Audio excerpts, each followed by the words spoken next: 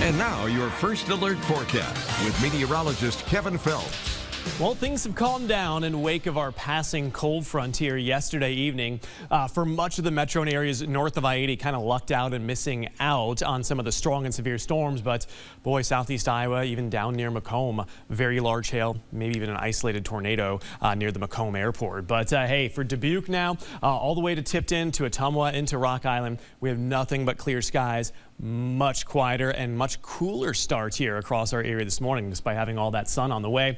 We're down to 57 in both Savannah and Maquoketa, still hanging on to 64 in Kewanee and 66 in Burlington. But for most of us, this is probably as cool as we're going to be as the sun is starting to come up and temperatures should start to warm pretty quickly here once again. Now, most of us have calm conditions for the time being. The overall take home, we're all going to have some north winds here today, only at about 5 to 10 miles per hour. So that keeps the humidity at a comfortable level. And the reason we get those north winds, one, we're behind the cold front, and two, high pressure settling into our west, and it kind of just funnels in all those north winds into our area. So even though we're going to be running warmer than average again today, it should feel far more comfortable than yesterday afternoon when our heat index peaked close to about 97, 98 in a lot of locations. We might actually only get to the upper 70s in our northernmost counties, but as you head into tomorrow, we're going to see some minor changes. We're likely going to have quite a bit of cloud cover to deal with here in the morning, and the storm track is going to set up to our north. What that means for us is we're going to start drawing in southeast winds. So even though we might only be in the mid to upper 80s here tomorrow, you're probably going to feel a little bit warmer than what we're expecting today, despite having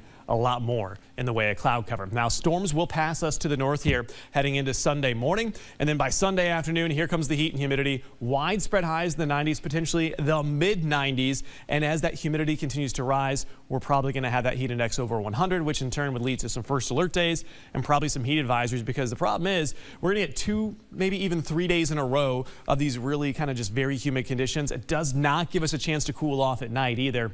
So that means as you get to the mid 90s, we're probably going to feel like the triple digits there heading into both Sunday and Monday. Tuesday's kind of the transition day as we start to see our winds turn more to the west, and that does set the stage for one system here by the middle of next week.